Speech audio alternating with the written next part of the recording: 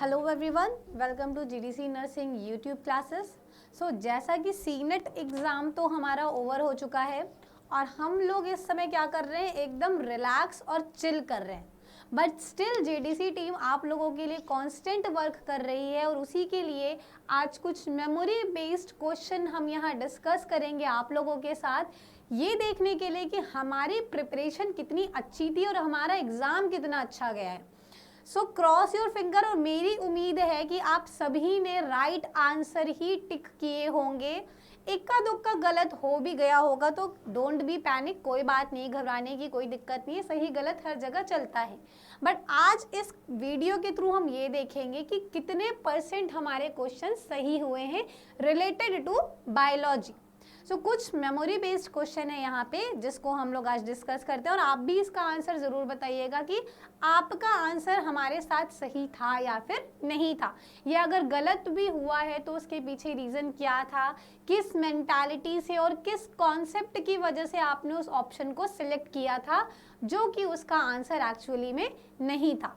तो आज कुछ ना कुछ तो हम लोग नया ज़रूर सीखेंगे। तो चलिए स्टार्ट करते हैं अपनी क्लास को फर्स्ट क्वेश्चन के साथ।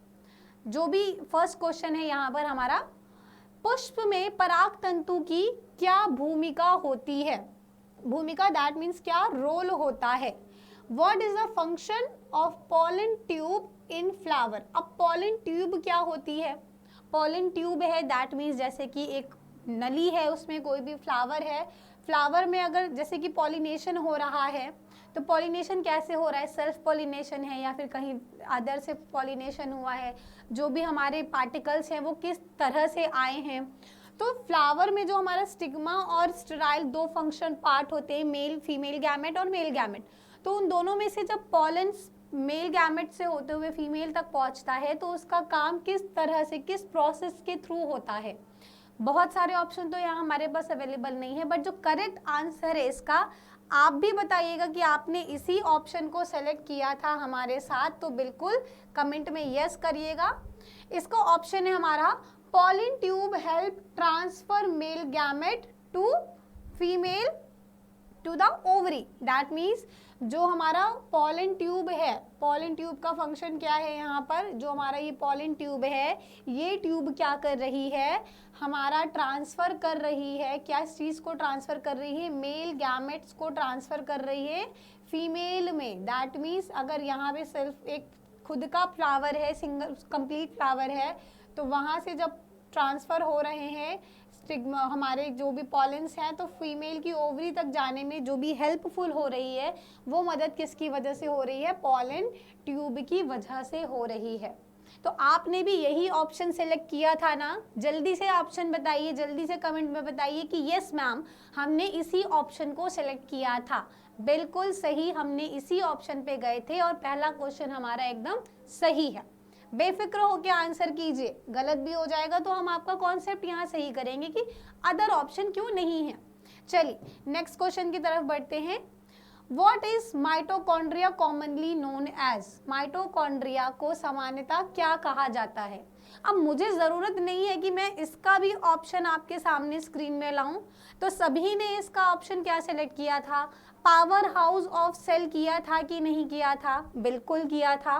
Pollen power house of cell ये क्यों है, बिकॉज पावर हाउस ये इस तरह है, जैसे सपोज पावर हाउस ये क्यों है, बिकॉज जो भी हमारी एटीपी का फॉर्मेशन हो रहा है, जितनी भी एटीपी बनती हैं, एटीपी जो बन रही है, जो क्या है, हमारी एनर्जी का सोर्स है जिसके थ्रू हमें एनर्जी मिलती है।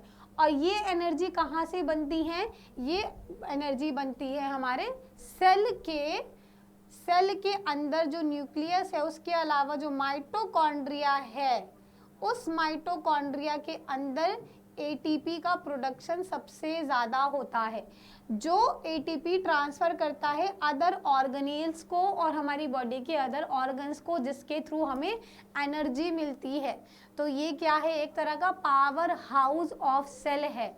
सभी की कॉलोनी में पावर हाउस ऑफ इलेक्ट्रिसिटी होगा और अगर पावर हाउस ठप हो जाता है तो लाइट चली जाती है। आजकल आंधी तूफान का बहुत मौसम चल रहा है, सबके घरों में लाइट कट रही होगी। बट हमारा माइटोकॉन्ड्रिया अभी भी काम कर रहा है, तभी हमारी अंदर एनर्जी बन रही है। ठीक है, तो होप आप सभी ने यही ऑप्शन सेलेक्ट किया था, बिल्कुल किया था। कमेंट में बोलिए यस, हमने power house of the cell को ही सिलेक्ट किया था। चलिए नेक्स्ट क्वेश्चन की तरफ बढ़ते हैं।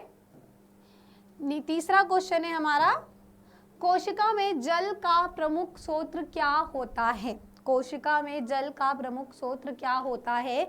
और इंग्लिश वर्जन में देखें तो what is the main source of water in the cell? Cell के अंदर वाटर का सोर्स क्या होता है? कहाँ पे वाटर स्टोर होता है? अब सेल एक घर है, हमारे पास भी घर है, हम घरों में रहते हैं। घरों में हम अपने पानी को अधिकतर कहाँ स्टोर करके रखते हैं? एक ऐसे भगोने में या ऐसी स्पेस में जो काफ़ी स्पेशियस है, जो अंदर से गड्ढेदार है। प्लेन सरफेस पे अगर हम पानी रखेंगे तो वो स्लिप होके गिर जाएगा, बट पानी इकट्ठा करने के लिए हमें उसके शेप को ओवल करना पड़ेगा। और सेल के पास ऐसा कौन सा ऑर्गेनेल है? सेल के पास ऐसा ऑर्गेनेल है वैक्यूल्स, रसधानी। तो वैक्यूल्स पे ही टिक किया था हमने लोगों ने, सबने वैक्यूल्स पे टिक किया था, और किसी ऑप्शन पे तो नहीं गए थे ना। माइटोकॉन्ड्रिया तो गलती से यहाँ टिक नहीं हो गया, क्योंकि माइटोकॉन्ड्रिया बहुत कॉमन है, तो जल्दबाजी में देखा माइटोकॉन्ड्रिया लिखा है, चलो इसी पे टिक कर देते। बट ये भी तो देखिए कि क्वेश्चन क्या पूछा है। हर जगह पावर हाउस की ज़रूरत नहीं पड़ती है, पानी की भी उतनी ही ज़रूरत पड़ती है जितनी लाइट की ज़रूरत पड़ती है। तो यहाँ पर हमने क्या ऑप्शन सेलेक्ट किया था? वैक्यूल्स किया था। चलो ठीक है, वेरी गुड, बताते रहिएगा हमारे साथ में इसको। आगे देखते हैं अपने नेक्स्ट क्वेश्चन में, विच organelle performs the function of protein synthesis? Protein synthesis की बात हो रही है। इस क्वेश्चन में उन्होंने पूछा है कि प्रोटीन सिंथेसिस किस ऑर्गेनेल में परफॉर्म हो रही है। प्रोटीन की सिंथेसिस दैट मीन्स हमें अब खाना खाने की ज़रूरत है, तो सबके घरों में तो किचन होता ही है। किचन नहीं है तो होटल से मंगा लेंगे, रेस्टोरेंट से मंगा लेंगे, जोमेटो स्विगी कर लेंगे। बट हमारी सेल के पास जोमेटो और स्विगी अवेलेबल नहीं है, अभी तक इतनी टेक्नोलॉजी डेवलप नहीं हुई है। तो सेल अपना खाना खुद ही बनाती है, तो उसके लिए किचन कौन है? उसके लिए किचन कौन है, जल्दी बताइए। यस, राइबोसोम है। यही ऑप्शन टिक किया था, राइबोसोम्स पे क्लिक किया था हमने, बिल्कुल। यहाँ पर थम्स अप, एक पॉइंट आपको और मिलते हैं। जो सेल सिंथेसिस, प्रोटीन सिंथेसिस होती है, वो प्रोटीन सिंथेसिस राइबोसोम्स में होती है। और राइबोसोम्स कहाँ प्रेजेंट होते हैं? राइबोसोम्स प्रेजेंट होते हैं एंडोप्लाज्मिक रेटिकुलम के पास। कहाँ पर होते हैं? एंडोप्लाज्मिक रेटिकुलम के पास। तो राइबोसोम्स क्या होते हैं? राइबोसोम है, तो ये राइबोसोम्स कहाँ प्रेजेंट होते हैं? Endoplasmic reticulum. अब ये endoplasmic reticulum on behalf of ribosome दो टाइप की होती है। एक होती है स्मूथ एंडोप्लाज्मिक रेटिकुलम, जिसमें राइबोसोम्स नहीं पाए जाते हैं, वहाँ पर प्रोटीन सिंथेसिस नहीं हो सकती। दूसरा होता है rough endoplasmic reticulum, RER, rough endoplasmic reticulum. Rough क्यों है? बिकॉज इस एंडोप्लाज्मिक पे क्या प्रेजेंट होने लगेंगे? यहाँ पे हमारे राइबोसोम्स प्रेजेंट होने लगेंगे ऐसे, तो इसकी सरफेस क्या हो जाएगी? रफ हो जाएगी, ये खुरदुरे दिखाई देंगे। इन पे क्या प्रेजेंट है? राइबोसोम्स प्रेजेंट है। ठीक है, ये राइबोसोम्स प्रेजेंट है, जबकि स्मूथ एंडोप्लाज्मिक पे ऐसा कोई भी स्ट्रक्चर दिखाई नहीं देता, ये एकदम प्लेन होते हैं। और इन्हीं में हमारे प्रोटीन सिंथेसिस की प्रोसेस चलती है। वो प्रोटीन जो सेल को एनर्जी के साथ साथ न्यूट्रिशंस भी दे रहा है, नए सेलुलर कंपोनेंट्स का फॉर्मेशन भी कर रहा है, और बॉडी की ग्रोथ के लिए भी मददगार होता है। तो यहाँ पर हमने राइबोसोम्स ही टिक किया था, सभी लोगों ने राइबोसोम्स को ही टिक किया था। ठीक है, चलो नेक्स्ट क्वेश्चन की तरफ बढ़ते हैं। नेक्स्ट क्वेश्चन क्या पूछ रहा है हमारा? ये टोटली मेमोरी बेस्ड क्वेश्चन है बच्चों। अगर आपके पास भी कोई क्वेश्चन याद है जो यहाँ पे डिस्कस ना हो पाया हो, तो ज़रूर हम लोगों को बताइए, हम लोग उसको भी लेकर आएंगे और आप लोगों के सामने डिस्कस करेंगे। कहीं से भी हमारी प्रिपरेशन अधूरी नहीं रहनी चाहिए, क्योंकि अभी जंग ख़त्म नहीं हुई है, बस एक छोटा सा पड़ाव ख़त्म हुआ है। उसके आगे अभी बहुत सारे एग्ज़ाम्स देने हैं, बहुत कंपटीशन करना है और पढ़ना है, बिकॉज हम लोग क्या है, एक मेडिकल वॉरियर हैं।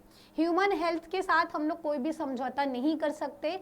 तो इस वजह से अपने आप में हमें ईमानदार होना है और अपने कॉन्सेप्ट को, अपनी थ्योरी को, अपने प्रैक्टिकल के लिए एकदम सीरियस रहना है। तो चलो नेक्स्ट क्वेश्चन देखते हैं। Why are lysosomes called cellular police? अब देखो मोहल्ले में पुलिस भी प्रेजेंट है। अभी तक तो किचन था, पानी था, अब यहाँ पे पुलिस की भी ज़रूरत पड़ गई है। ये भी क्वेश्चन आया था ना? हाँ बिल्कुल आया था। तो यहाँ पे ये क्या पूछ रहे हैं, देखो ये पूछ रहे हैं why lysosomes are called cellular police. क्यों सेलुलर पुलिस कहा जा रहा है? अब देखो लाइसोसोम्स को हम लोग एक चीज़ और बोलते हैं, सुसाइडल बैग भी बोलते हैं। वहाँ पे जाके हमारे सेल ऑर्गेन्स क्या हो जाते हैं, डिस्ट्रॉय हो जाते हैं। ठीक है, तो अब ये सेलुलर पुलिस क्या कर रही है, उस चीज़ को कंट्रोल कर रही है। ठीक है, कंट्रोल किस तरह से कर रही है? ये कंट्रोल ये ऐसे कर रही है, they digest harmful substance and protect the cell. क्यों? क्योंकि इसको सुसाइडल बैग भी बोला जाता है, और जहाँ पे लोग सुसाइड करने जाते हैं वहाँ पर तो पुलिस प्रेजेंट रहती ही है भैया, कि ये काम मत करो।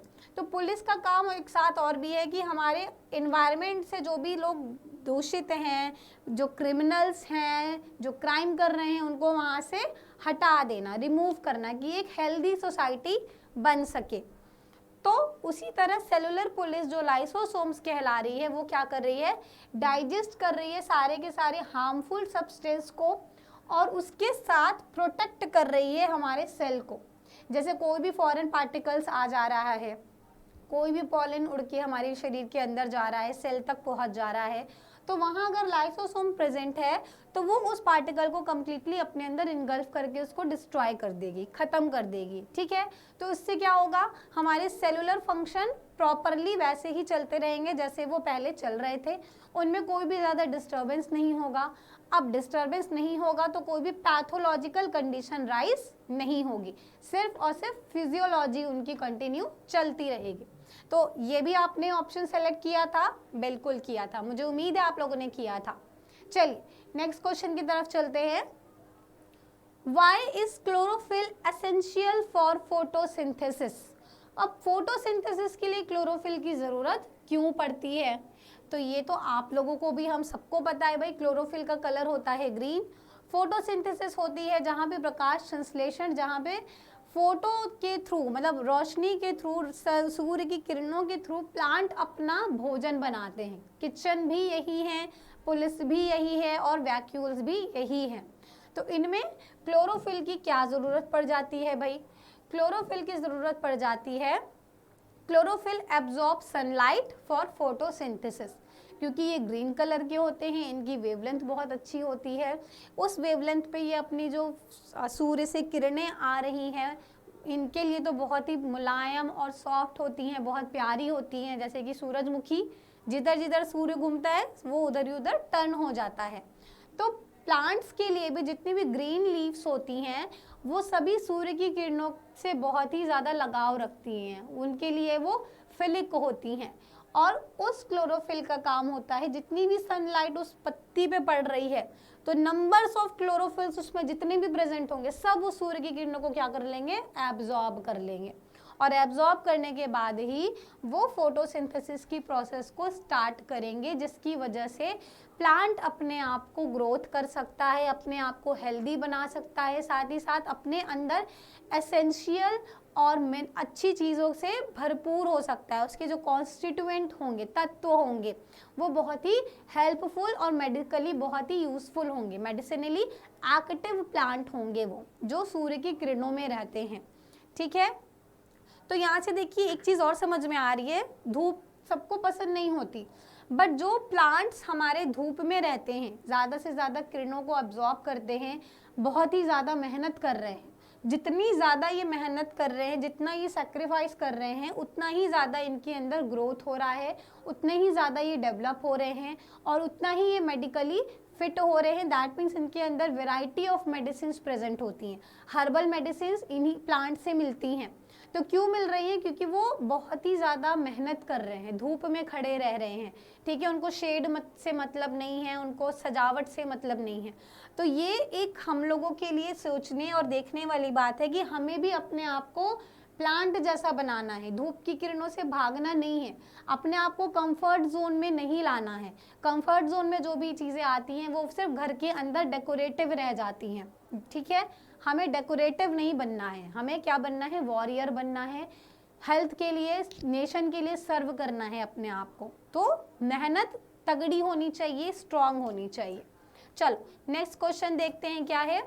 Name the theory given by Darwin. Darwin ने कौन सी थ्योरी दी थी, जरा बताइएगा तो, तुरंत बताइएगा। क्या डार्विन ने यही थ्योरी दी थी ना, थ्योरी ऑफ नेचुरल सिलेक्शन। अब नेचुरल सिलेक्शन भी वही बोल रहा है बच्चों की जो जिस चीज को एक्सेप्ट करेगा उतना ही वो सरवाइव कर पाएगा। Survival is the fittest for the nature, ठीक है। Changing is the law of nature.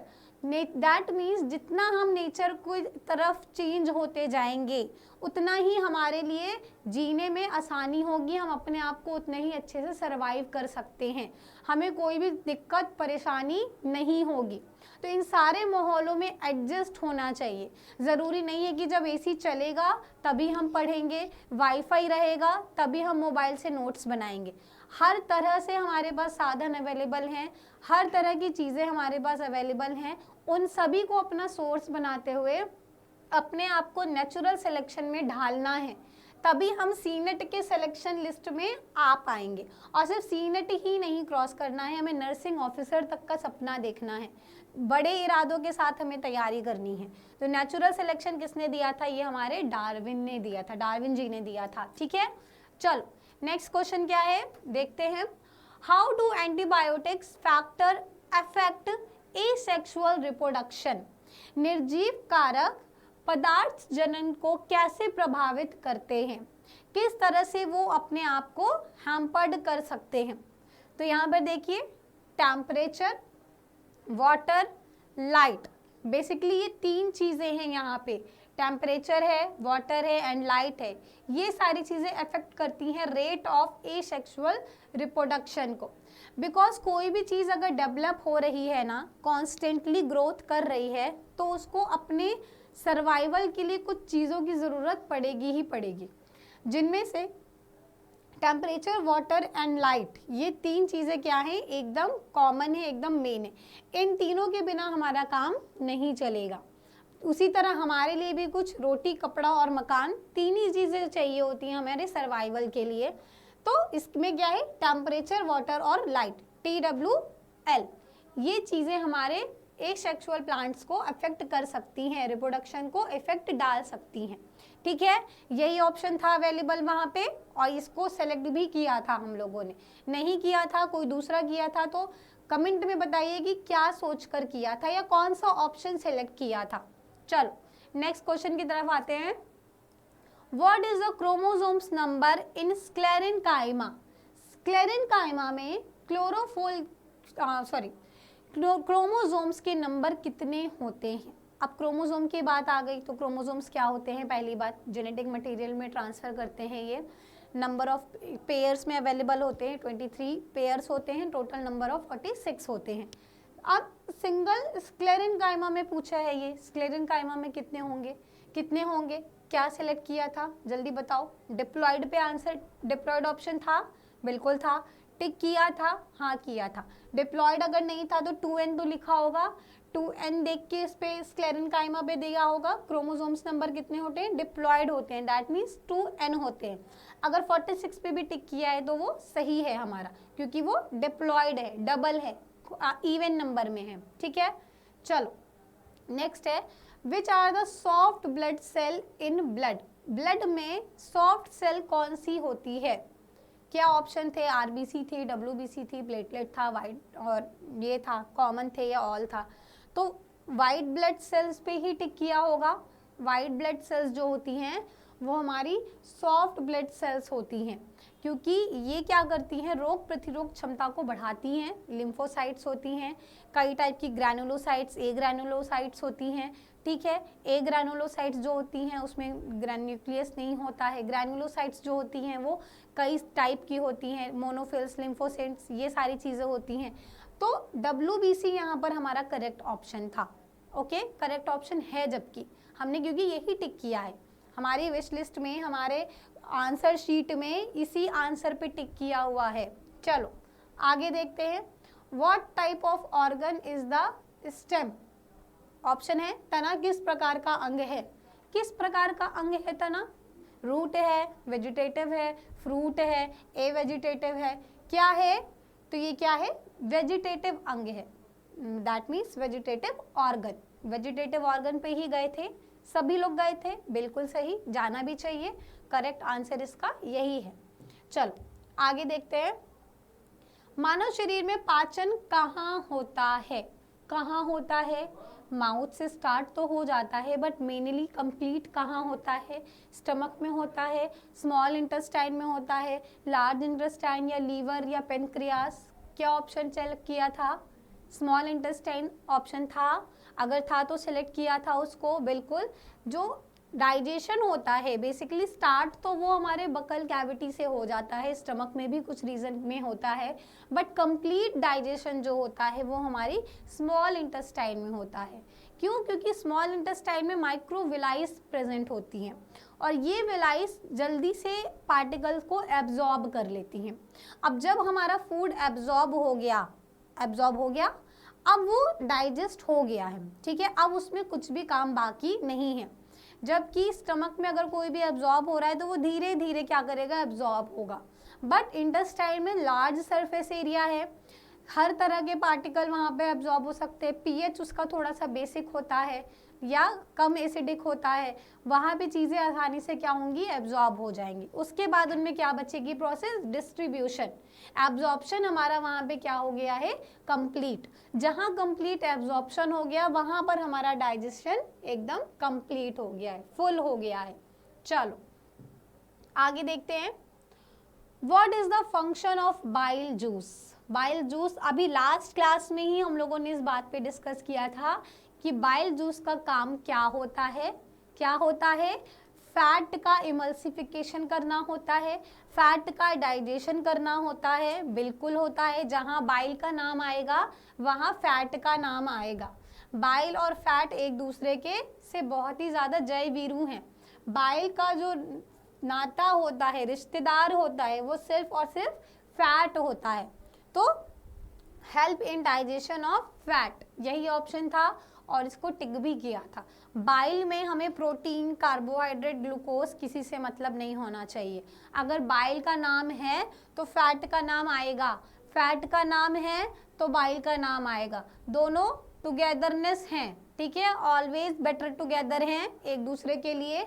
बिना बाइल के फैट का इमल्सिफिकेशन नहीं हो पाएगा। तो जिन भी पेशेंट्स में गॉल ब्लैडर निकाल दिया जाता है या लीवर में कुछ प्रॉब्लम होती है तो उनको लेस ऑयली फूड खाने को बोला जाता है, फैटी चीज़ें कम खानी होती हैं। क्यों खानी होती हैं? क्योंकि बाइल वहाँ है ही नहीं। जब बाइल नहीं है तो फैट का इमल्सिफिकेशन कौन करेगा?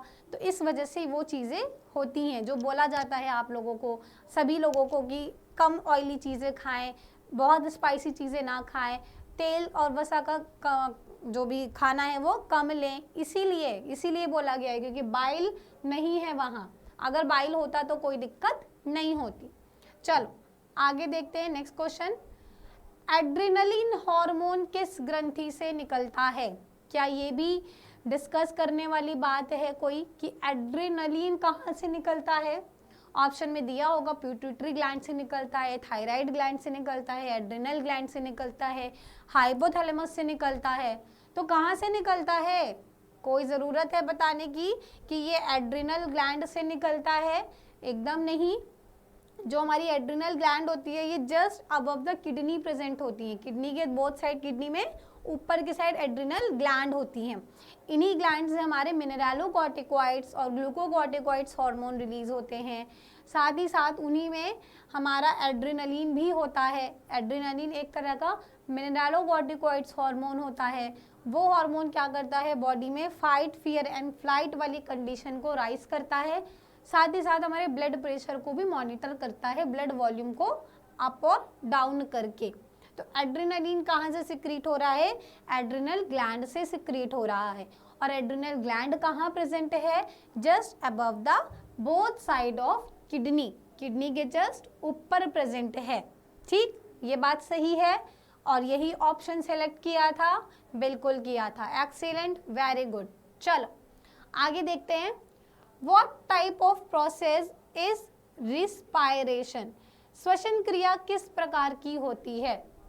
किस तरह से हम ब्रीथ करते हैं, ब्रीथ आउट करते हैं, और उस ब्रीदिंग प्रोसेस में किस चीज़ का इन्वॉल्वमेंट होता है? ऑक्सीजन का होता है, बिल्कुल होता है। तो ये क्या है? हमारी बायोकेमिकल, ठीक है, साथ ही साथ एक्सोथर्मिक है। एक्सोथर्मिक दैट मीन्स कि वो हीट प्रोड्यूस करती है। जब आप बहुत देर तक दौड़ रहे होते हैं, एक्सरसाइज कर रहे होते हैं, तो जब सांस लेते हैं और छोड़ते हैं तो वो थोड़ी सी गर्म रहती है। उसी जगह जब बहुत ही ज़्यादा ठंडे एरिया में जाते हैं तो जब फूंकते हैं तो वो ठंडी ठंडी हवा होती है। तो वो एनर्जी प्रोड्यूस करने वाली प्रोसेस होती है। और साथ ही साथ वो क्या है? हमारी बायोकेमिकल रिएक्शन है। बायोकेमिकल किस तरह है? बिकॉज इसमें ऑक्सीजन और कार्बन डाइऑक्साइड का एक्सचेंज होता है। कहाँ पर होता है? एल्वोलाइज में होता है। एल्वोलाइज क्या है? Structural as well as functional unit of lungs.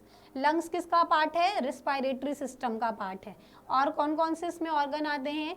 Nasal cavity आती है, ब्रोंकियल आते हैं, ट्रैकिया आती है, विंड पाइप हो गए ट्रैकिया का नाम। उसके अलावा ब्रांचेस होती हैं, लास्ट में हमारे एल्वोलाई होते हैं। उन्हीं एल्वोलाई में गैसियस एक्सचेंज होती है जहाँ पे बायोकेमिकल रिएक्शन होती है। ठीक, ये बात सही है। और इसी को हम एरोबिक रिस्पायरेशन भी बोल सकते हैं। Aerobic that means need of oxygen. ये एनारोबिक रिस्पायरेशन नहीं है। ठीक, ये क्या है? एरोबिक रिस्पायरेशन है। सांस ऑक्सीजन से रिलेटेड है ये। चलो आगे देखते हैं। What is the plant cell wall made up of? Plant cell wall किस चीज़ की बनी होती है? क्या वो सुक्रोज की बनी होती है, मोल्टोस की बनी होती है, ग्लूकोज की होती है, या फिर वो सेलुलोज की होती है? देखते हैं किसकी होती है। वो होती है सेलुलोज की। तो ये ऑप्शन वहाँ पे था और इसी पे ऐसे राइट टिक किया था, इसी को सेलेक्ट करके सबमिट किया था। तो ये ऑप्शन हमारा एकदम सही है, बिल्कुल सही है। चलो आगे देखते हैं। What is the function of kidneys? Kidney का क्या काम होता है? किडनी का काम भी क्या बताने वाला है?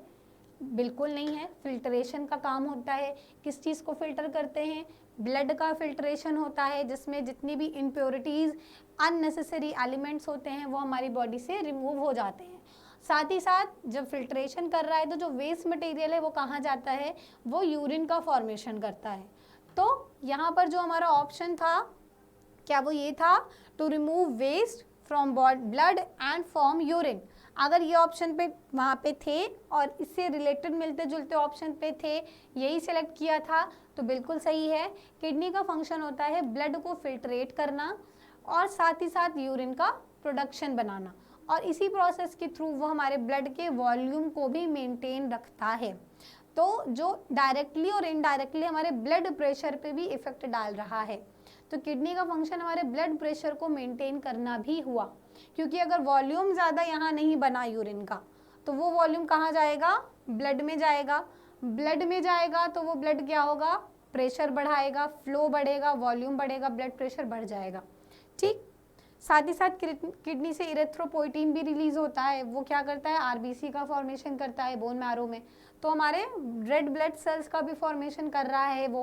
तो इनसे से रिलेटेड अगर कोई भी ऑप्शंस वहाँ पे थे और आप लोगों ने वो सिलेक्ट किया है तो वो बिल्कुल सही है। 101% वो क्या है? सही है। चलिए नेक्स्ट क्वेश्चन की तरफ देखते हैं। What is a ribosomes? Ribosomes क्या होते हैं? क्या होते हैं राइबोसोम्स? ये एक सेल ऑर्गेनेल होते हैं, बिल्कुल सही। रिस्पॉन्सिबल किसके लिए होते हैं? प्रोटीन सिंथेसिस के लिए। राइबोसोम्स क्या है? हमारा किचन। अब घर में कोई पूछ रहा है आपके घर में किचन है? हाँ है। तो किचन में क्या काम होता है? ऑब्वियसली किचन में हम बैठते नहीं हैं, चाय नहीं पीते हैं, नहाते नहीं हैं। किचन में क्या करते हैं? खाना बनाते हैं। तो राइबोसोम्स का भी सिर्फ और सिर्फ एक काम है, प्रोटीन सिंथेसिस करना। प्रोटीन सिंथेसिस कहाँ हो रही है? हमारे राइबोसोम्स में हो रही है। अब राइबोसोम कहाँ प्रेजेंट है? स्मूथ रफ एंडोप्लाज्मिक रेटिकुलम पे प्रेजेंट है। That means overall endoplasmic reticulum पे ये प्रेजेंट है। चलो ठीक है, नेक्स्ट क्वेश्चन देखते हैं। नेक्स्ट क्वेश्चन क्या कह रहा है, what is respiration with oxygen call. अगर ऑक्सीजन के साथ रिस्पायरेशन हो रहा है, सांस ली जा रही है, रिस्पायरेटरी प्रोसेस चल रही है और उसमें ऑक्सीजन का रोल है, देन वो क्या कहलाएगा, एनारोबिक कहलाएगा या एरोबिक कहलाएगा या कुछ और टर्म होता है उसका। तो उसका टर्म तो मेरे ख्याल से क्या होता है, एरोबिक रिस्पायरेशन का होता है। क्या होता है वो, एरोबिक रिस्पायरेशन होता है। ठीक है, ये क्या है हमारा, एरोबिक रिस्पायरेशन है। क्या है, जो ऑक्सीजन की जरूरत प्रेजेंस में हो रहा है। वहीं अगर ऑक्सीजन एब्सेंट हो गया तो, अगर ऑक्सीजन नहीं है वहाँ तो वो क्या होगा हमारा, एनारोबिक हो जाएगा। वहाँ पे क्या प्रोसेस इन्वॉल्व होगी, एनारोबिक। वहाँ पे ना ऑक्सीजन नहीं है, anaerobic, absent of oxygen, but oxygen present है, तब वो क्या होगा, एरोबिक होगा। बिल्कुल सही। चल next question, which gland in the human body is an endocrine gland. बहुत ऑप्शन होंगे इसमें एंडोक्राइन ग्लैंड के लिए, बट जो हमारे पास अवेलेबल ऑप्शन है वो क्या था, पिट्यूटरी ग्लैंड था तो सेलेक्ट किया था। बिल्कुल, लीवर एंडोक्राइन नहीं है, गॉल ब्लैडर एंडोक्राइन नहीं है, ठीक है, किडनी एंडोक्राइन नहीं है। ये भी क्वेश्चन हम लोगों ने लास्ट टाइम में अपने डिस्कस किया था, याद है सभी को। अगर ईमानदार से पढ़ा होगा तो ये आंसर आपका बिल्कुल गलत नहीं होना चाहिए। एंडोक्राइन ग्लैंड, पिट्यूटरी, और साथ ही साथ अच्छी बात है कि पिट्यूटरी ग्लैंड को हम क्या बोलते हैं, मास्टर ग्लैंड बोलते हैं, क्योंकि इससे टोटल 9 हार्मोन रिलीज होते हैं। 7 होते हैं एंटीरियर पिट्यूटरी से, 2 होते हैं पोस्टीरियर पिट्यूटरी से, और एक मिडिल लोब भी होता है उसमें। ठीक है, ये क्या था हमारा, मास्टर ग्लैंड था, एंडोक्राइन का मास्टर ग्लैंड। क्या थी एंडोक्राइन, जो डक्टिलस होती हैं। ठीक है, ductless gland is a endocrine gland, जबकि जो डक्ट वाली होती हैं वो एक्सोक्राइन होती हैं, जैसे कि पैनक्रियास। पैनक्रियास पे तो कोई टिक नहीं किया था ना, कि पैनक्रियास को सेलेक्ट कर लेते हैं। पैनक्रियास क्या है हमारा, एक्सोक्राइन ग्लैंड है। चलो नेक्स्ट क्वेश्चन देखते हैं, what is the function of lymphatic system. Lymphatic system का काम क्या है, what is the role of lymphatic, drainage of excess fluid, excess water करता है, हमारी बॉडी की होम्योस्टेसिस को मेंटेन करता है, साथ ही साथ फॉरेन पार्टिकल से भी फाइट करता है, तो एक तरह का इम्यून सिस्टम भी हो गया है। सर्कुलेटरी सिस्टम भी होता है एक तरह का, कि बॉडी में कॉन्स्टेंटली सब फ्लूइड को ट्रांसफ़र कर रहा है, वाटर का एक्सेस वाटर ब्लड से निकाल रहा है। जब ब्लड में वाटर की कमी हो रही है तो ब्लड को वाटर को वापस कर रहा है, और डाइजेशन में भी ये हेल्प कर रहा है, क्योंकि फैट वगैरह का इमल्सिफिकेशन के लिए ज़रूरी होता है। तो ये क्या कर रहा है, to return tissue fluid from the blood and support immunity. Body से जो एक्स्ट्रा फ्लूइड हो जा रहे हैं, हमारे ब्लड में चले जा रहे हैं, जो किडनी के थ्रू प्रॉपर फिल्टर नहीं हो पा रहे हैं, तो लिम्फेटिक वेसल्स उसमें क्या करती हैं, अपने आप में ले लेती हैं। मतलब एक घर में बहुत ही ज़्यादा काम बढ़ गया है, सामान रखने की जगह नहीं हो रही है, तो हमने उस सामान का रूम का सामान दूसरे रूम में रख दिया है। तो आस पड़ोस नेबरिंग वेसल्स हैं दोनों, ब्लड वेसल्स भी हैं, लिम्फेटिक वेसल्स भी हैं। जब ब्लड वेसल्स में वॉल्यूम बढ़ जाता है, प्रेशर बढ़ने लगता है, तो लिम्फेटिक वेसल्स क्या करती हैं, उस फ्लूइड को अपने अंदर ले लेती हैं। और उसी जगह जब ब्लड में वॉल्यूम कम होने लगता है, तो यही लिम्फेटिक वेसल्स अपने ब्लड को, अपने वॉल्यूम को, अपने वाटर को, अपने फ्लूइड को क्या करती हैं, ब्लड वेसल्स में वापस भेज देती हैं। तो जब तक वाटर या प्रेजेंस है ब्लड में, ब्लड वेसल्स में, वो क्या रहेगा, ब्लड रहेगा। जैसे ही वो निकल के हमारे लिम्फेटिक टिश्यू में चला जाएगा, वो लिम्फेटिक फ्लूइड बन जाएगा। दोनों में डिफरेंस ये होता है कि इसमें प्लाज्मा नहीं होता है, आरबीसी, डब्ल्यूबीसी, प्लेटलेट्स नहीं होती हैं, क्योंकि ये हमारे ब्लड की सेल्स होती हैं। तो ब्लड सिर्फ अपना प्लाज्मा, एक्सेस वाटर लिम्फ में दे रहा है, लिम्फ में कोई भी ब्लड सेल्स प्रेजेंट नहीं होती हैं। ठीक है, लिम्फोसाइट्स वगैरह रहेंगी, टी साइट सेल्स रहेंगी, मोनोसाइट्स रहेंगी, ये सारी रहेंगी, क्योंकि ये हमारी बॉडी की इम्यूनिटी को भी मेंटेन कर रही हैं। ठीक है, चलो next question, what is the main cause of mall nutrition. कुपोषण का सबसे ज़्यादा रीज़न क्या होता है, क्यों हम कुपोषित होंगे, अगर हम अच्छे से खाना नहीं खाएंगे, हमारा न्यूट्रिशन सप्लाई कम होगा, डेफिशिएंसी होगी या डिसबैलेंस होगा। तो उस केस में जब मल्टीविटामिन्स की कमी हो जाएगी, बहुत ही तरह के एसेंशियल फूड हमें नहीं मिलेंगे, तो उन केसेस में क्या होगा, चीज़ें माल न्यूट्रिशन हो जाएंगी। तो लैक ऑफ एसेंशियल न्यूट्रिएंट्स, अगर आप बहुत खाना खा रहे हैं तो आपको कुपोषण नहीं होगा, एक्सेस वाटर इनटेक कर रहे हैं कुपोषण नहीं होगा, मल्टीविटामिन्स ले रहे हैं, लॉट्स ऑफ मेडिसिन खा रहे हैं, एक्सरसाइज कर रहे हैं, योगा कर रहे हैं, वर्क कर रहे हैं, कुपोषण नहीं होगा। क्यों होगा, लैक ऑफ एसेंशियल न्यूट्रिएंट्स। हम जब न्यूट्रिशंस का लैक होता है हमारी बॉडी में, then the term will called malnutrition, कुपोषण, हमारी बॉडी में कुपोषण हो गया है, दैट मीन्स न्यूट्रिशंस की कमी हो गई है, और कुछ नहीं है, न्यूट्रिशंस की कमी हो गई है। So thank you so much video को अंत तक देखने के लिए, हमारा सपोर्ट करने के लिए भी आपको बहुत बहुत शुक्रिया। साथ ही हम आपके लिए अवेलेबल हैं, सिर्फ सीनेट का एग्ज़ाम ख़त्म हुआ है, अभी और भी तैयारियां बाकी हैं। बने रहिए हमारे जीडीसी चैनल के साथ, हमारी टीम आप लोगों के लिए कॉन्स्टेंटली वर्क कर रही है, नई सीरीज़ लॉन्च कर रहे हैं for proper growth and development. So अगर वीडियो पसंद आई होगी तो लाइक ज़रूर कीजिएगा, कोई भी क्वेश्चन अगर यहाँ मिस हो गया है तो कमेंट बॉक्स में बताइएगा, या आपने कोई गलत ऑप्शन सेलेक्ट किया हो, या यहाँ पे उस जगह पे वो ऑप्शन सेलेक्ट हमने लोगों ने डिस्कस नहीं किया हो, तो ज़रूर बताइए, हम लोग अपने आप को भी इम्प्रूव करेंगे। हम लोग साथ में ही ग्रो कर रहे हैं, साथ में ही इम्प्रूव कर रहे हैं, तो आपकी तरक्की हम लोगों के लिए बेनिफिशियल है और हमारा डेवलपमेंट आप लोगों के थ्रू डिपेंड है। So do like, share and subscribe, और बने रहिए हमारे साथ जीडीसी चैनल पे। Thanks for watching, take care, bye.